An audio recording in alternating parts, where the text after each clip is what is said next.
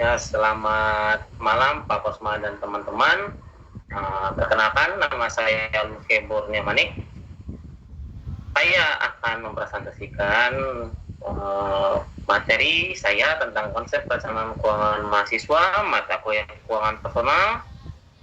Ikut presentasi saya. Dan di sini kita ada konsep perencanaan mahasiswa dan konsep perencanaan keuangan mahasiswa.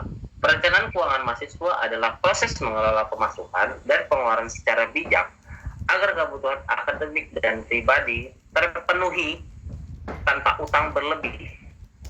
Konsep ini menekankan pentingnya membuat anggaran bulanan, mencatat pengeluaran, serta menyisihkan dana untuk tabungan atau keadaan darurat, meskipun penghasilan masih terbatas, seperti uang saku dari orang tua. Ya teman-teman, kita sebagai mahasiswa, yang pertama ketika kita mendapatkan uang saku dari orang tua kita sudah bisa mulai merencanakan keuangan kita ke depan. Kita beli kebutuhan-kebutuhan yang menurut kita penting untuk kita sehari-hari. Lalu setelah kita memenuhi kebutuhan pokok kita terlebih dahulu, baru kita bisa memikirkan untuk kebutuhan kita yang lainnya. Di sini ada manfaat pentingnya perencanaan keuangan mahasiswa. Perencanaan keuangan memberi manfaat besar bagi mahasiswa, antara lain membantu hidup lebih teratur, menghindari utang konsumtif, serta membangun kebiasaan finansial sejak dini. Mahasiswa yang terbiasa merencanakan keuangannya cenderung lebih siap menghadapi kebutuhan mendadak, tidak mudah tergoda gaya hidup konsumtif, dan memiliki peluang lebih besar untuk mandiri secara finansial di masa depan. Yang kita sebagai mahasiswa, perencanaan keuangan itu sangat penting.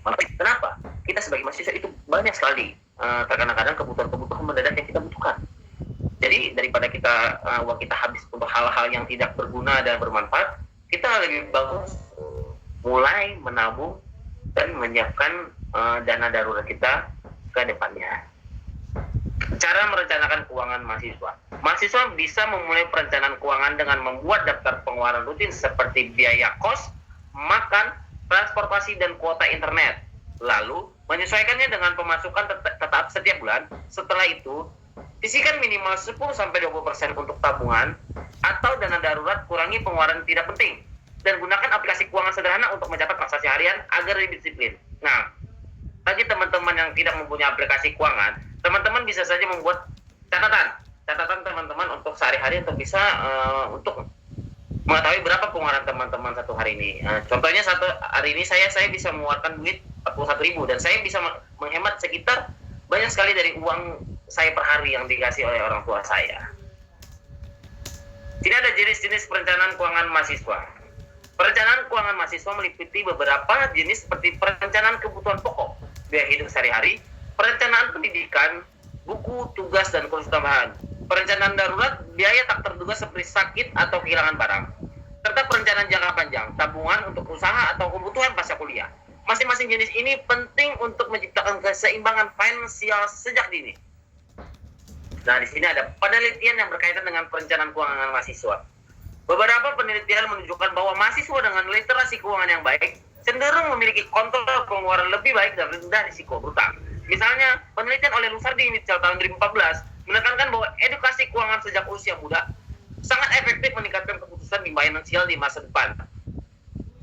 Di Indonesia, studi juga menunjukkan bahwa mahasiswa yang mengikuti pelatihan manajemen keuangan lebih mampu menyusun anggaran dan menabung secara konsisten. Bermasalah tentang mata kuliah keuangan personal pada malam hari ini.